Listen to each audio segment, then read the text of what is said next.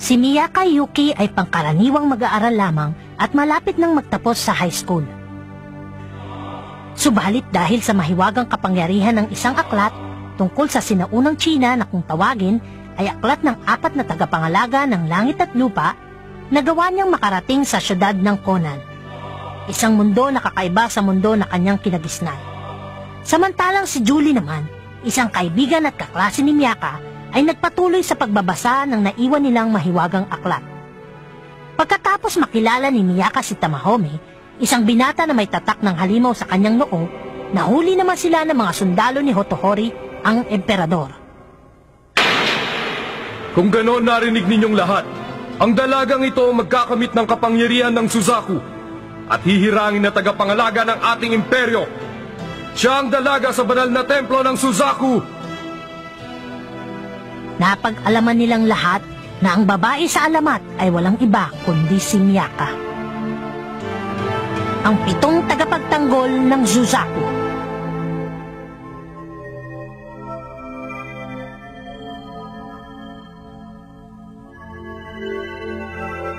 Noong gabing hinirang na Suzaku ang dalaga, binigyan sila ng silid na tutulugan sa palasyo. Habang namamahinga, napanaginipan ng dalaga ang mundong iniwan niya. Miyaka! Miyaka! Miyaka!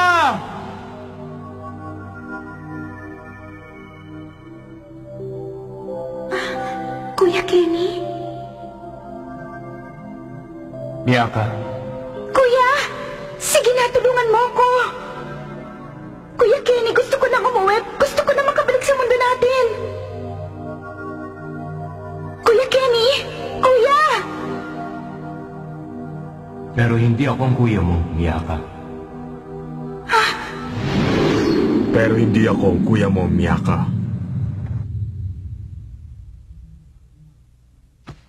Tamahome! Bakit ka nandito? Ano ginagawa mo sa kwarto ko? Ang yabang mo naman. Nagpunta ako dito kasi nag-aalala sa'yo ang emperador. At nag-aalala din ako sa'yo. Ha?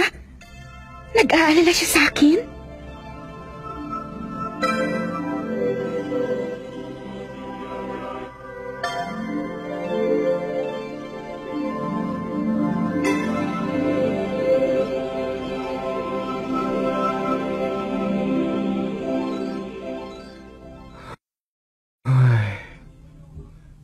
Masyado na yata akong makisig. Totoo ba na nag-aalala ka sa akin? Oo. Mabuti naman. Lahat ng tao dito sa palasyo, ikaw ang pinag-uusapan. Talaga? Sabi nila, nahirang na raw ang Suzaku. Salamat nga pala sa'yo, malambot ang hihigaan ko ngayong gabi. Inaalala mo lang pala ako para sa sarili mo eh. Huwag ka mag-alala, hindi ako nalulungkot. Hindi ko nga naaalala ang mundo namin eh. Mas pinoproblema ko pa kung anong damit ang isusuot ko ngayong araw.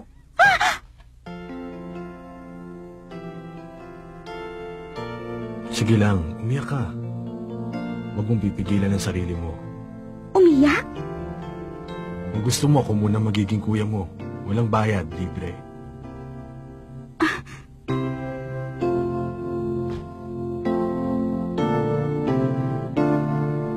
Salamat. Alam mo, iniisip ko lang. Ha? Kung gusto mong makabalik sa mundo mo, kinakailangang makuha mo ang kapangyarihan ng Suzaku. Pag nagawa mo yon, pwede nang matupad ang lahat ng kahilingan mo, hindi ba? Oo nga, ano? Hotohori! Miyaka! Hotohori! Miyaka. Hotohori! Emperador nga pala. Mabutit dumating ka. Kukumustahin sana kita, kaya lang, abala pa ako sa ngayon. Huwag po kayong mag-alala. May kailangan ka ba? Eh kasi, paano ko ho ba makukuha ang kapangyarihan ng Ibong Phoenix? Ay, ang Suzaku pala. Ah, yun lang ba? Nandito ang sagot. Ha? Alam mo ba kung ano ito? Nakita ko na yan dati. Hindi ko lang maintindihan ang nakasulat. Ang aklat ng 4 na tagapangalaga ng langit at lupa. Yan na nga yun! Saan naman galing yan? Mula pa ito kay Taiso. Kay Taiso? Siya ang unang emperador na binilinan ni Tycoon, yung nangangalaga sa mundo namin, ng sagradong aklat na ito. Sagradong aklat? Hinati sa 4 ang 28 planetang sakop ng kalangitan. Ibig sabihin, may 7 planeta sa bawat pangunahing dulo ng kompas. Sila ang 4 na tagapangalaga. Ang Suzaku o ang pulang Phoenix ang isa sa 4 na ito. At nangangalaga sa timog na bahagi ng kalangitan. Sa ilalim ng Suzaku, nakapaloob ang mga pangalang Chichiri, Tamahome, Noriko, Hotohori, Chiriko, Taski at Mitsukake. Sila ang 7 planeta ng Suzaku. Ha? Ako si Hotohori, ang tubig ahas. Ikaw, Tamahome, ang alimango at isa sa 7 tagapagtanggol ng Suzaku. Babantayan mo ang Suzaku at bibigyan siya ng kapangyarihan.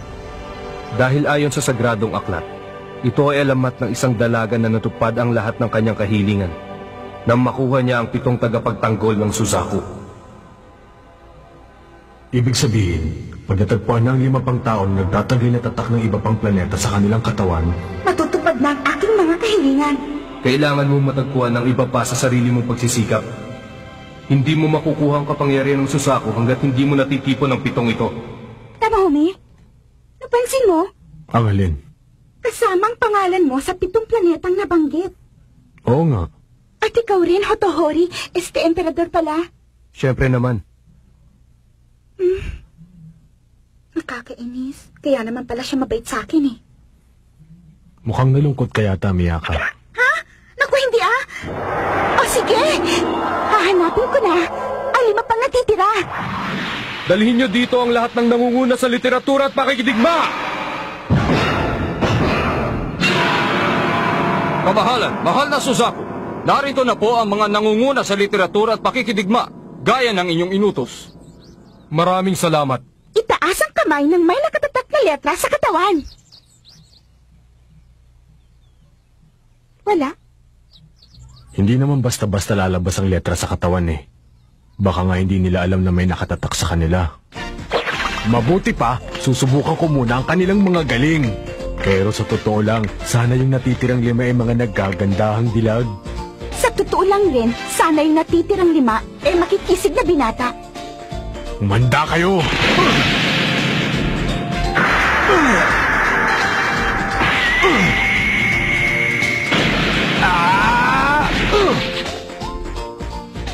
Huh? Alam mo, sayang lang ang ginawa mong pagpapakitang ginas. Sabi na kasi ako talagang makakahanap sa 7 tagapagtanggol ng Suzaku. Paano naman? Alam mo, ang tunay na lalaking matapang ay hindi magagawang manakit ng babae kahit ano pang mangyari. Sabi nga nila, bihirang tumahol ang asong mangangagat. Kaya manood ka na lang. Kailangan na nating bumalik, Mistress Corin. Pag nakita kayo dito ng emperador, baka parusahan niya kayo. Siya ba ang sinasabi nilang nahihirang na Suzaku? Opo. Kung makadikit sa emperador, akala mo legal na asawa. Sino naman ang lalaki sa tabi nila? Siya po si Tamahome, isa sa 7 tagapagtanggol ng Suzaku. Tamahome. Sige na, ano pang hinihintay nyo? Sumugod na kayo. May problema ba? Natatakot po kami, baka masaktan namin kayo ng gusto, mahal na Suzaku. Ano ba naman? Siguro ang totoo niya, natatakot kayo sa akin dahil galing ako sa ibang mundo. Wala ba kayong bilib sa mga kakayahan nyo o talagang mga duwag kayo? Nagpapatubo lang kayo ng mga bigot at balbas para kunwari nagmumukha kayo matapang. Kung meron pa kayong dangal, talulin niyo ako. Kayong mga Shaolin Shomai Army! Dahil mo kung sino to? Wala kang karapatan para insultuhin kami ng ganyan! Naman, para yun lang natin ko na kagad. Wala sa kanilang hinahanap ko! Kahit sino naman magagalit sa mga sinabi mo eh.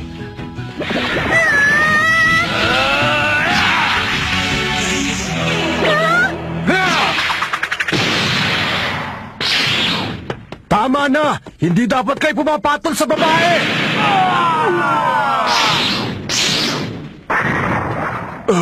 Miyaka! Umalis ka dyan! Bilisan mo!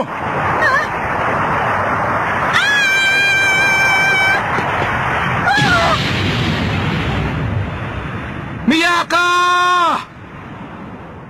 At natabunan ng Suzaku nang biglang bumagsak ang pagoda. At...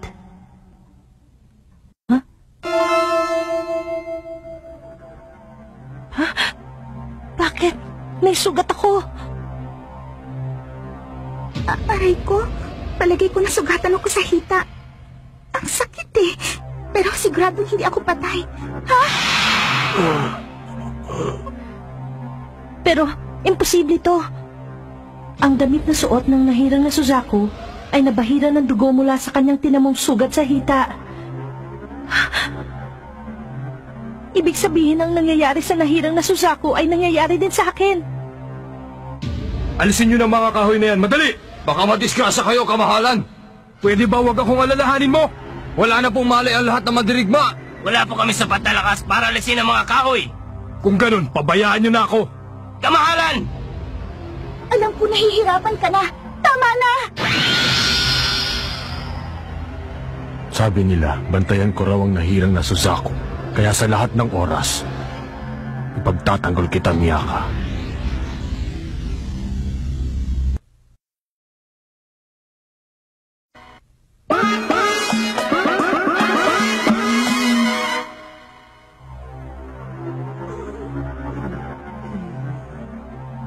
Miyaka!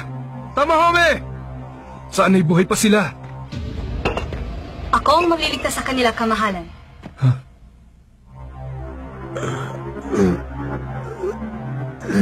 Di ko na kaya. Patay na.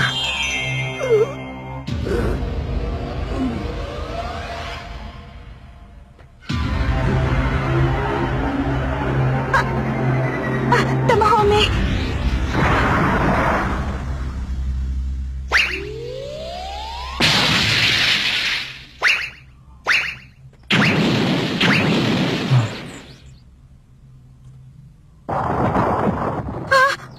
Nandito, buhay pa sila. Talagang maswerte ka. Sino kaya siya? Nasaktan ba kayo? Hindi naman masyado, kamahalan. Tamahome, salamat at iniligtas mo ang Suzaku. Wala bang pabuya? Siyempre meron. Kahit napilitan ka, itinaya mo pa rin ang buhay mo para sa akin. Bakit? May problema ba? Ginagawa ko lang ang isang bagay kapag gusto ko talagang gawin. Siguro sa ibang paraan at pagkakataon na lang kita sisingilin, Miyaka. Kung ganoon, maraming salamat. Medyo nanakit na ang likod ko. Pero tama, Homie. Ng mga oras na yun,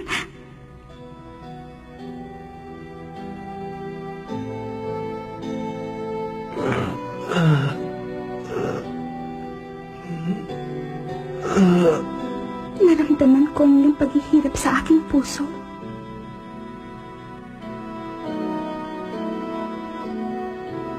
Ang sakit. Itinaya mong buhay mo para sa akin. Dahil ba sa akong nahirang na Suzaku? O dahil sa... Isa ka ba sa mga babaeng nakatira sa aking harem? Opo. Kakaiba ang lakas mo. Hindi kaya... Ha? Ano ba huwag niyong gawin, kamahalan? Ipagpaumanhin mo. Pero meron kang... Ito po ba?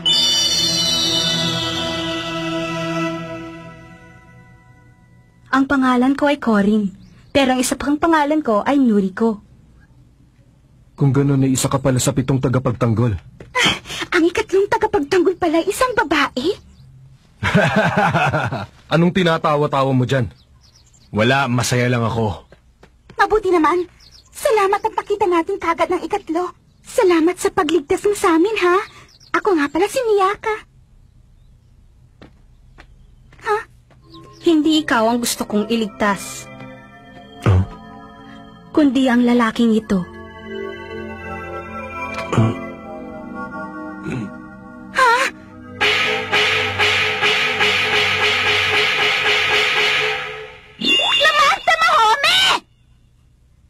Nilinisan ng Suzaku ang kanyang damit na nabahira ng dugo at... Ayan, malinis na. Ang hirap palang tanggalin ang mantsa ng dugo. Aray ko! Naalala ko tuloy yung babaeng sinuri ko. Bakit kaya niya hinalikan ng ganun si Tamahome? Naiinis tuloy ako sa kanya. Pero isa siya sa 7 tagapagtanggol. Wala akong magagawa. Kung gusto kong makabalik sa mundo namin, kailangan kong maipon ng 7 tagapagtanggol ng Suzaku. Kaya kahit naiinis ako sa kanya, kailangan ko pa rin siyang pakisamahan. Pero paano? Paano ako makikipagkaibigan sa kanya? Sige, lalaban ko muna itong mga panloob ko, tapos bibisitahin ko siya, tapos... Miyaka! Bastos! Lumabas ka dito! Huwag ka sumigaw! Gusto ko lang naman magtago dito eh! Sige na!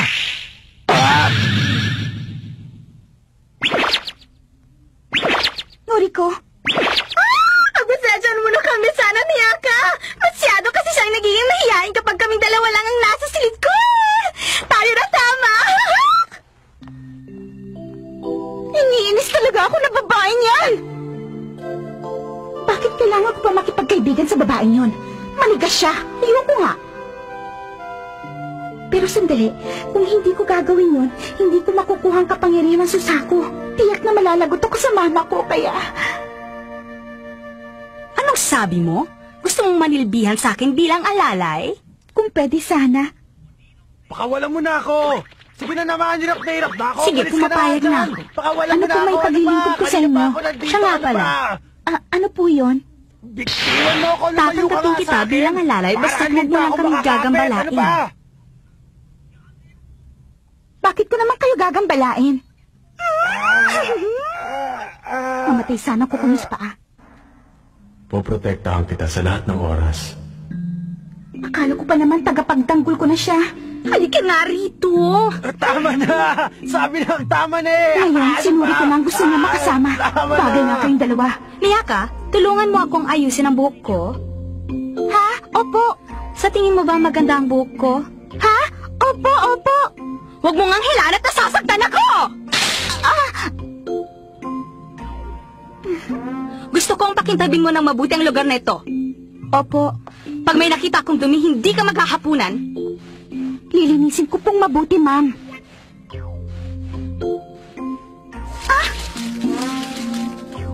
Bakit hanggang ngayon madumi pa rin dito?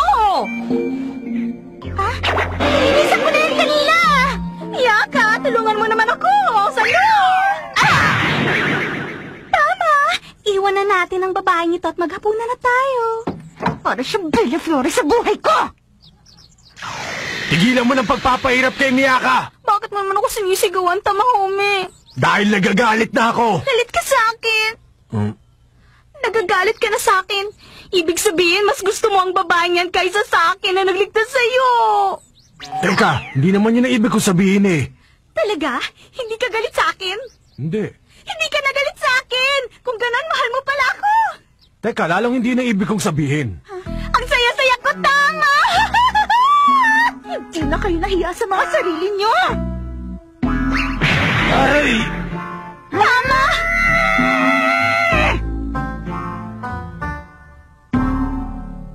Sinuri ko kasi eh. Kinagalit ako palagi. Pero, palagay ko mahal lang niya talaga si Tamahome. Ha?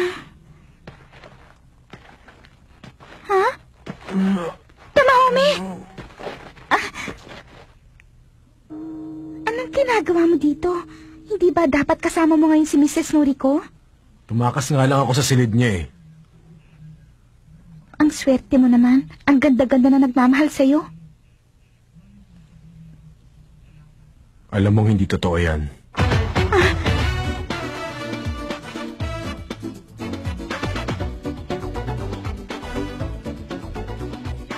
Sa palagay mo ba masaya ako sa nangyayari ngayon sa akin?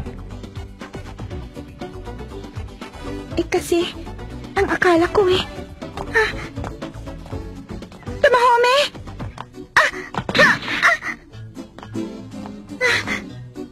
Ikaw kasi, dapat pag-iingatan mo ang sarili mo. Muling binendahan ng binatang si Tamahome ang sugatang binti ng Suzaku at sinubukang pagalingin ito. Makikita sa kanyang mga mata ang pangamba at pag-aalala para sa dalaga. Huwag kang gagalaw. Okay.